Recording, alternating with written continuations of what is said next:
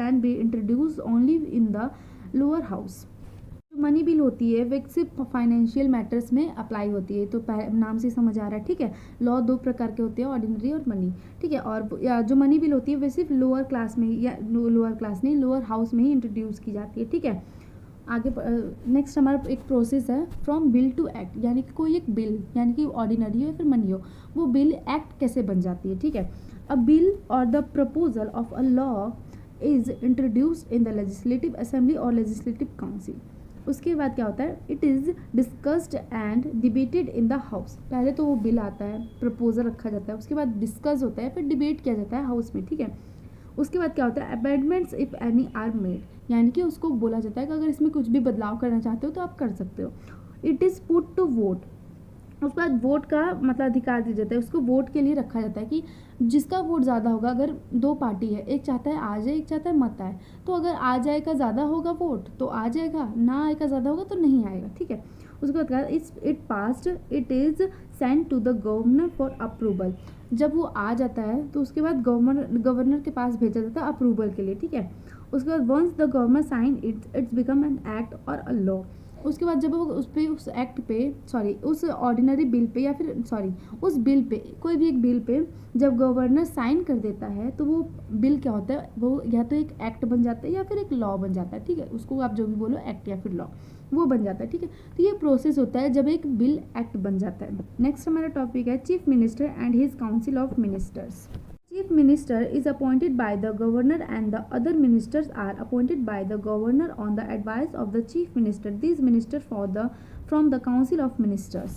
यहाँ पे क्या बताया जा रहा है कि मुख्यमंत्री की नियुक्ति राज्यपाल द्वारा की जाती है, कि मुख्यमंत्री की सलाह पर राज्यपाल की परिषद पर नियंत्रित रखता है, ठीक है। ये मंत्री परिषद बनाते हैं, ठीक है। आगे पढ़ते हैं। नेक्स्ट हमारा है काउंसिल ऑफ मिनिस्टर्स, यानी कि मंत्रिमंडल। Chief Minister is assisted by the Council of Ministers for running the day-to-day administration and functions of the state government. The ministers are chosen from amongst the member of legislative assembly. The ministers who are in charge of important departments are called cabinet ministers. The cabinet makes all important decisions. The council of ministers is collectively responsible to the legislative assembly. क्या बताया जा रहा है कि मुख्यमंत्री को दिन प्रतिदिन चलाने के लिए मंत्री परिषद द्वारा सहायता प्रदान की जाती है। राज्य सरकार का प्रशासन और कामकाज मंत्रियों को विधानसभा के सदस्यों में से चुना जाता है। महत्वपूर्ण विभागों में प्रभावधारी मंत्री को कैबिनेट मंत्री कहा जाता है। कैबिनेट सभी महत्वपूर्ण निर्णय लेता है। मंत्री परिषद सामूहिक रूप से विधानसभा के प्रति उत्तरदायी होता है, ठीक है।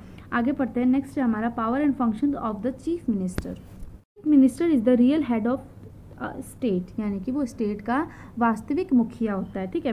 He is the leader of the council of ministers, वो उसका मतलब काउंसिल मिनिस्टर का लीडर होता है। Each minister is individually answer to the chief minister, सभी मिनिस्टर्स को जवाब देना पड़ता है मुख्यमंत्री को, ठीक है। Chief minister can remove any minister if he और her performance is not up to mark. Chief minister किसी भी मिनिस्टर को निकाल सकता है अगर उसका परफॉर्मेंस अच्छा ना हो, ठीक है, चाहे वो लड़का हो या फिर लड़की, ठीक है। If the chief minister resigns it is taken as resignation to the entire ministry. अगर चीफ मिनिस्टर रिज़ाइन करता है तो उसके अंडर जितने भी मिनिस्टर्स हैं वो सब रिज़ाइन करते हैं, उसका मतलब उसके साथ साथ सभी निकल जाते हैं, ठीक है। उसके बाद क्या है, the chief minister allows various portfolios department to his council of ministers. तो यहाँ पे क्या बताया जा रहा है कि मंत्री अपने मंत्री परिषद को विभिन्न भागों या फिर भागों का आवंटन कर सकते हैं वो, ठीक है। ही और she coordinates the working of various ministers, ठीक है। अब वो चीफ मिनिस्टर कोई भी हो वो सभी मिनिस्टर के साथ कोऑर्डिनेट करता है। He acts as a link between the governor and his council of ministers. तो इसका मतलब क्या है, राज्यपाल के बीच एक कड़ी से मतलब रूप में कार्य करता है और उनकी मंत्री परिषद, ठीक है। नेक्स्ट है the chief minister determines the policy of the government, ठीक है। यहाँ पे क्या होता है, मतलब मुख्यमंत्री तय है कि नीतियाँ सरकार के, मतलब वो सरकार की नीतियों को तय कर सकता है, ठीक है। उसके all major decisions regardingly the state are taken by the chief minister with the support of the council of ministers.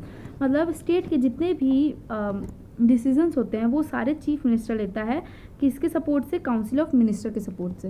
हमारा governor, the governor is the nominal head of the state, the administration is carried out his name, but in reality all the function as carried out by the chief minister and his council of minister. He or she is appointed for 5 years by the president of India on the advice of the union government. He or she can however be removed by the president at any time. The president can also extend his or her term. पे क्या बताया जा रहा है कि जो राज्यपाल होता है राज्य का नाम मात्र का मुखिया होता है, ठीक है, यानी कि वो परमानेंट नहीं होता, वो नॉमिनल होता है, ठीक है। प्रशासन नाम से चलाया जाता है, लेकिन वास्तव में सभी कार्य मुख्यमंत्री और उनके मंत्रिपरिषद द्वारा ही किया जाता है, ठीक है। उन्हें केंद्र सरकार की सलाह पर भारत के राष्ट्रपति द्वारा 5 साल के लिए नियुक्त किया जाता है, लेकिन जब राष्ट्रपति चाहे तो उनको निकाल भी सकते हैं या फिर उनकी जो समय है उसको बढ़ा भी सकते हैं, ठीक है। मतलब वो जैसे 5 साल के लिए तो उसको 5 साल के पहले भी निकाल सकते हैं, फिर उनके 5 साल के ज़्यादा का भी टाइम दे सकते हैं, ठीक है। नेक्स्ट है हमारा उनका क्वालिफिकेशन, गवर्नर का क्वालिफिकेशन क्या होना चाहिए। To be eligible for the post of a governor a person must be a citizen of India, not less than 35 years of age, must not be a member of parliament or state legislature. पहला तो उसको India का citizen होना चाहिए, दूसरा 35 years के नीचे नहीं होना चाहिए, तीसरा वो पार्लियामेंट या फिर स्टेट लेजिस्लेचर का मेंबर नहीं होना चाहिए, ठीक है। नेक्स्ट पढ़ते हैं powers of a government, it's power of a governor, ठीक है। The governor has many important functions. He or she performs these functions on the advice of the chief minister and his council of ministers. Some of his important functions are, क्या बताया जाए कि राज्यपाल के कई महत्वपूर्ण कार्य होते हैं, ठीक है। वह इन कार्यों को मुख्यमंत्री और उनकी मंत्रिपरिषद की सलाह पर ही करता है, ठीक है। तो वो कार्य क्या है वो हम पढ़ते हैं। फर्स्ट है हमारा executive powers. The governor appoints the leader of the majority party in the legislative assembly as the chief. He or she also appoint the other members of the Council of Minister on the advice of the Chief Minister. He or she also appoints other high official of the states. यानी कि यहाँ पे क्या बताया जा रहा है, राज्यपाल विधानसभा के बहुमत दल के नेता को मुख्यमंत्री के रूप में नियुक्त कर सकता है, यानी कि अपॉइंट कर सकता है, ठीक है। उसके बाद राज्य के संबंध सभी प्रमुख निर्णय वो मंत्रिपरिषद के सलाह से, मंत्रिपरिषद के मतलब उनके राय से ही वो सलाह पर नियुक्त करता है, ठीक है। तीसरा है वो राज्य के अन्य उच्च अधिकारियों को भी नियुक्त कर सकता है, ठीक है। आगे पढ़ते हैं, नेक्स्ट है हमारा legislative powers. Governor inaugurates the state legislature by addressing it after the assembly election and also at the beginning of the first session every year. Second, a bill passed by the state legislature can become a law only after the governor gives approval. Third, if a law is urgently required and the assembly is not in session, the governor can issue order called ordinance. Fourth, the governor can summon the session of legislative assembly, or indeed he can also dissolve the assembly on the request of the chief minister, ठीक है। तो यहाँ पे क्या बताया गया है कि राज्यपाल होता है, राज्यपाल ने राज्य का उद्घाटन किया के बाद उद्घाटन करने के बाद इसे संबोधित करके विधायक विधानसभा चुनाव के साथ ही हर साल पहले सत्र का शुरुआत करता है, ठीक है। उसके बाद क्या है कि राज्य विधानमंडल द्वारा पारित विधायक राज्यपाल की स्वीकृति के बाद ही कानून बना सकती है, वरना नहीं बना सकती जब तक राज्यपाल उसको स्वीकृत नहीं देता, यानी कि अनुमति नहीं देता, ठीक है। नेक्स्ट उसके बाद थर्ड है किसी कानून की तत्काल आवश्यकता है और विधानसभा का सत्र नहीं चल रहा है तो राज्यपाल अध्यादेश नामक आदेश जारी कर सकता है, ठीक है। अध्यादेश नामक एक ऑर्डर होता है जो कि गवर्नर जारी कर सकता है, ठीक है। उसके बाद क्या है, राज्यपाल विधानसभा का सत्र बुला सकता है या उसे समाप्त कर सकता है, यानी कि वो उसको सेशन को बुला सकता है और उसको समाप्त भी कर सकता है, ठीक है। इतना उसको राइट होता है, ठीक है। उसके बाद क्या है, वो मुख्यमंत्री के अनुरोध पर विधानसभा भंग भी कर सकता है, ठीक है। वो मतलब विधानसभा को भी भंग कर सकता है। नेक्स्ट है हमारा judicial power.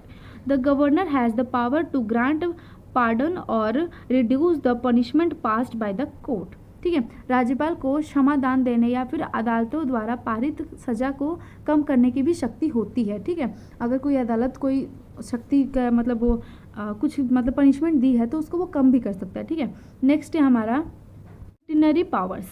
Under normal circumstances, the governor acts on the advice of the chief ministers, but in some case he may use his independent judgment, such as when the state is under president's rule, if the ruling government has lost the confidence of the legislative assembly। तो यहाँ पे क्या बताया जा रहा है कि सामान्य परिस्थिति में राज्यपाल मुख्यमंत्री की सलाह पर कार्य करता है, लेकिन कुछ मामलों में वह अपने स्वतंत्र निर्णय का उपयोग कर सकता है, जैसे जब राज्य के राष्ट्रपति शासन के अधीन है, या फिर अगर सत्तारूढ़, मतलब यानी कि सत्तारूढ़ का मतलब होता है कि मतलब वो रूलिंग गवर्नमेंट, ठीक है, सरकार ने विधानसभा का विश्वास खो दिया हो, ठीक है, हाँ, विश्वास